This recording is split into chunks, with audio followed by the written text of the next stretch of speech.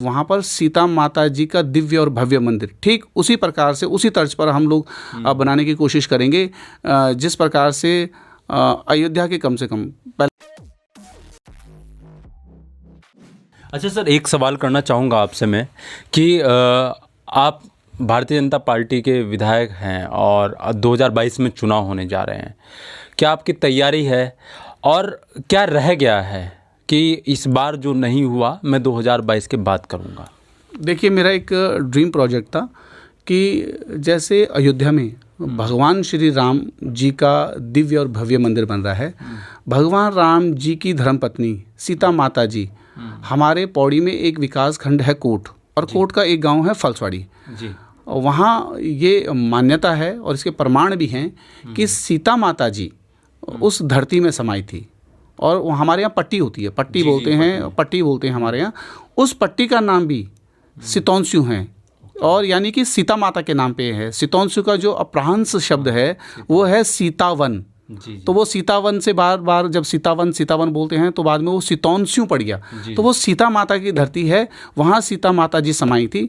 मेरा जो लक्ष्य है कि 2022 में विधायक बनने के बाद वहाँ पर सीता माता जी का दिव्य और भव्य मंदिर ठीक उसी प्रकार से उसी तर्ज पर हम लोग बनाने की कोशिश करेंगे, जिस प्रकार से अयोध्या के कम से कम पहले तो वैसे ही हो, नहीं तो उससे थोड़ा सा कम भी चलेगा, लेकिन उस स्तर पर हम उसको बनाएंगे। और मैं बराबर कोशिश कर रहा हूँ कि जितना हमारा शीर्ष नेतृत्व है, हमारे शीर्ष नेता हैं, शीर्ष नेतृत्व हैं, मैं बराबर उन तक ये फाइल ले गया हूँ। हमारे जो मुख्यमंत्री जी हैं उनके संज्ञान में भी ये बात है, और मेरी बड़ी इच्छा है कि एक बार मोदी जी के संज्ञान में भी ये बात आए, क्योंकि निश्चित तौर पर मोदी जी ने हिंदू सनातन धर्म को और एक नई जान दी है। जो लोगों में एक आस्था ख़त्म होती जा रही थी, जो न्यू जनरेशन है, जो नई पीढ़ी है, जिस प्रकार से वो पश्चिमी सभ्यता की तरफ ज़्यादा आकर्षित हो रहे थे और हमारे हिंदू आइडियोलॉजी, हिंदू सनातन धर्म की तरफ जो कम वो उनका रुझान हो रहा था, निश्चित तौर पर मोदी जी ने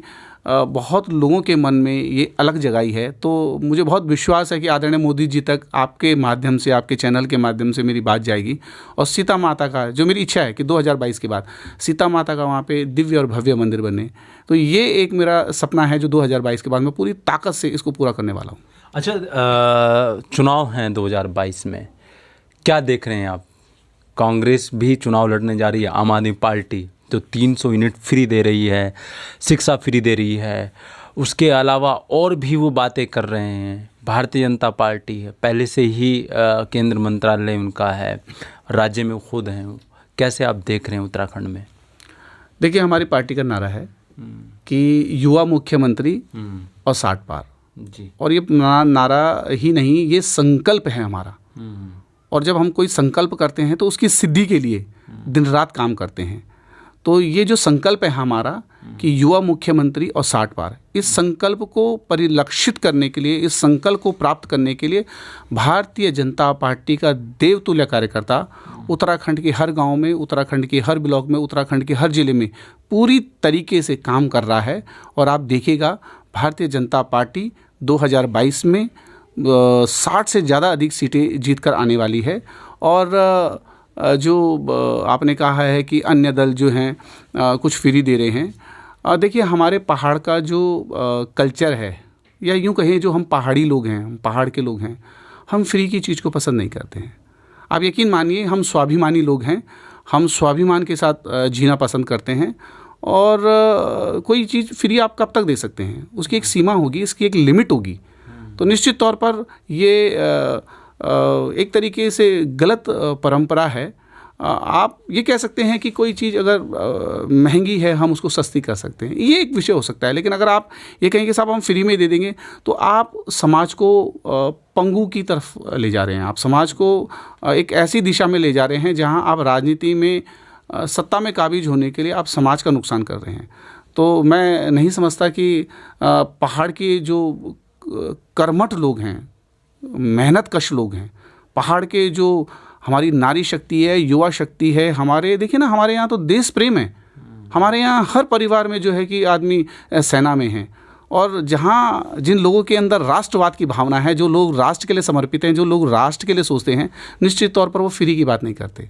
तो मैं समझता हूँ कि उत्तराखंड में ये फ्री वीरी वाला कुछ नहीं चलने वाला है। निश्चित तौर पर लोग देश को प्रेम करते हैं, राष्ट्र प्रेम हमारे रग रग में, हमारे खून में है। भारतीय जनता पार्टी 60 से अधिक ज़्यादा सीटें जीतकर पुनः 2022 में सरकार बनाने वाली है। तो आप तैयार हैं 2022 के लिए? निश्चित तौर पर हम लोग बिल्कुल तैयार हैं। और आप देखिएगा, आज मैं आपसे आपके चैनल के माध्यम से यहाँ पे बोल रहा हूँ, 2022 में भी जब आप मेरे से इस विषय पर पूछेंगे तो फिर हम उस दिन बात करेंगे। शुक्रिया आपका। और सर से और भी बातें करेंगे आने वाले समय में, और खुद इनकी विधानसभा हम जाने की कोशिश करेंगे, और उत्तराखंड की अलग अलग जगहों की हम तस्वीर ज़रूर दिखाएंगे आपको, विधानसभाओं की आम जनमानस से भी मिलेंगे। आप देख रहे हैं समाचार उत्तराखंड और समाचार इंडिया। नमस्कार।